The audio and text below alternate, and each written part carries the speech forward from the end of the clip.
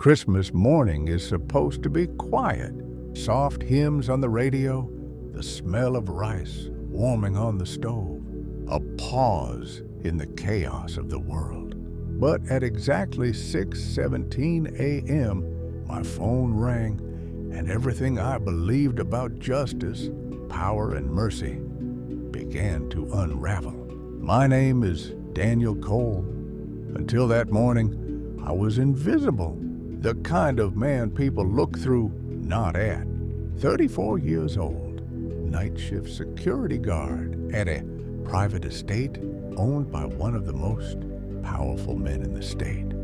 Victor Hale, billionaire developer, political kingmaker, the kind of man whose Christmas cards came signed by senators. To Victor Hale, I wasn't Daniel. I was guard, replaceable, disposable. The call came from a blocked number. Daniel Cole, a calm voice said, "You're going to listen carefully. Today, someone is going to die unless you do exactly what I say." I sat up in bed, heart hammering. Outside, fireworks cracked early for Christmas celebrations. Inside my chest, panic bloomed. "This is a joke?" I said. "No," the voice replied. "This is a correction." The line went dead. I should have called the police. That's what people always say. But the last time I tried to report something involving Victor Hale, I learned a hard truth. Power decides what's real. 3 months earlier, I'd witnessed something I wasn't meant to see. On a rain-soaked night shift, I saw Victor's son, Marcus Hale, drag a young woman, bloodied, barely conscious, out of a black SUV on the far end of the estate. She didn't leave with him. She didn't leave at all. The next morning, I was called into Victor's office. Polite smile, cold eyes. "You saw nothing," he told me. "And if you value your job, your life, and your family, you'll keep it that way." I did what underdogs always do. I swallowed the truth. Until Christmas morning. At 6:31 a.m., my phone rang again. This time, a message with a photo, a grainy image of the estate's east wing. The security blind spot I'd personally warned management about. Beneath it, 3 words, "He's coming home." My stomach dropped. Marcus Hale had been away for months. Rehab, they said. Europe, anywhere but here. Now, on Christmas morning, he was coming back. The phone rang a third time. "You were there that night," the voice said. "You were quiet. Today, you get a chance to speak without opening your mouth." "What do you want?" I whispered. "A shift," the voice replied. In power, by 8 a.m., the plan unfolded. I was instructed to report for an unscheduled shift. Victor Hale himself had requested extra security, important guests, media, a Christmas charity announcement. Perfect cover. As I drove to the estate, dread twisted into something else. Clarity. Whoever was on the other end of that phone knew details no stranger should know. They knew about the blind spots, the cameras, Marcus. They knew about me. At 9:12 a.m., Marcus Hale arrived, smiling for cameras, clean suit, perfect hair, a predator, dressed as a miracle comeback story. Victor shook hands, laughing loudly, his arm draped protectively around his son. Christmas redemption, packaged for public consumption. And then, at 9:47 a.m., the power shifted. Every screen in the estate went black. Gasps rippled through the guests. Victor turned sharply toward the control room. I stood frozen at my post as the screens flickered back on. Not security footage, a video. Rain, night, a black SUV. Marcus Hale, unmistakable, dragging the young woman into frame. Her face bruised, her voice weak, his laughter clear. The room erupted. Victor's face drained of color. "Turn it off!" he shouted. The voice returned in my ear through my earpiece.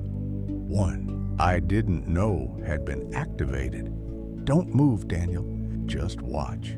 The video continued. Another angle. A timestamp. Then audio. Victor Hale's voice, recorded months earlier. "You clean this up," Victor said in the recording. "No mistakes. My son doesn't pay for accidents." Silence followed, heavy, crushing. Phones were already out, live streams rolling, the charity announcement forgotten. Police sirens wailed in the distance, real ones this time. Marcus tried to run. Security, my co-workers, hesitated, looking to Victor for instructions. I stepped forward. For the first time, Victor Hale looked at me, not through me, at me. "Daniel," he said softly, "we can fix this." The voice in my ear whispered, "And now you choose." I didn't say a word. I simply raised my hand and pointed at Marcus. The officers stormed in moments later. Marcus was taken down. Victor stood shaking, surrounded by cameras, his empire cracking in real time. Justice, it seemed, had finally arrived. As they cuffed Marcus, his eyes met mine. Not fear, recognition, like he knew something I didn't. My phone buzzed one last time. "You did well. But you're not safe yet." I looked up just as Victor Hale was escorted past me. He leaned close and murmured, almost gently, "This isn't over." The officers led him away. The crowd buzzed. Christmas morning had become a reckoning. I stood there, heart pounding, realizing the truth far too late. I wasn't the hero of this story. I was the opening move. And somewhere out there, the voice that orchestrated it all was still watching, waiting. The snow didn't fall that year. It hovered instead, thick clouds pressing low over the city like they were listening. By nightfall on Christmas Day, every major network was replaying the footage from Victor Hale's estate. Headlines screamed accountability. Commentators spoke the word justice with cautious reverence, as if afraid it might vanish if said too loudly. I watched from my apartment, lights off, coat still on, phone face down on the table like a loaded weapon. I didn't feel victorious. I felt hunted. At 11:03 p.m., the phone vibrated. "Unknown number." "You're alive," the voice said. "Good, we need you awake." "Who are you?" I asked. "A witness," the voice replied. "Like you, only earlier. Sleep never came." At 2:14 a.m., a second message arrived. An address, a time, and a single line. "If you want this to end, come alone." I didn't tell the police. I didn't tell anyone. Power had already taught me what it does to truth when it feels threatened. The address led to a shuttered print factory by the river, a place that smelled of ink and rust. Inside, one light burned. A woman waited at a folding table, coat draped over the chair, hair pulled back tight. She looked ordinary. That scared me most. "My name is Eleanor Price," she said. "Victor Hale killed my brother." She slid a folder across the table. Photos, bank transfers, shell companies, names that appeared on charity boards and courtroom donor lists. "Your video was the opening," she said. "The public part. Now comes the part that actually changes things." I laughed hollow. "You already won." Eleanor shook her head. "Marcus is bait. Victor is the body. But the head, that's the machine. And machines don't stop unless you cut the power. I wanted to walk away.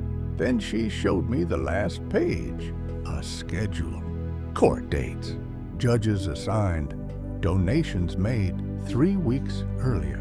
Victor's reach extended beyond prison bars. He'll walk, she said softly, unless we force the truth to surface where it can't be buried. The next weeks blurred into coded calls and dead drops. Eleanor had been building this case for years, quietly, carefully, losing everything but her nerve. I became her key, the underestimated guard, the man Victor never saw. I testified, not in court, but to the public. Depositions leaked, audio surfaced, a ledger with names that made senators resign before dawn. Victor's attorneys called it fiction, a smear. They smiled on television while their hands shook. Then the counterstrike came. One night, my apartment door was ajar. Nothing stolen, just a message carved into the wood with something sharp. You don't get to win. The next morning, Eleanor didn't answer her phone. By noon, her office was empty. By nightfall, the news reported an unidentified woman pulled from the river. They said it was an accident. Grief hardened into purpose. I released everything, not carefully, not strategically, all at once. Names, files, recordings dropped like a match into dry grass. The machine screamed. Markets trembled. A judge resigned on air. Another vanished. Victor Hale was indicted again, this time under statutes that didn't bend. As he was led into court, he searched the room, found me, smiled. He leaned toward the microphone. This won't end the way you think. Maybe he was right, because that night, my phone buzzed with a final message from a number I'd never seen. You did what Eleanor couldn't. Now choose. Step away or finish it. I stared at the city lights, realizing the truth at last. Justice isn't a moment. It's a line you cross and can never return from. The phone rang. I answered. Tell me how, I said.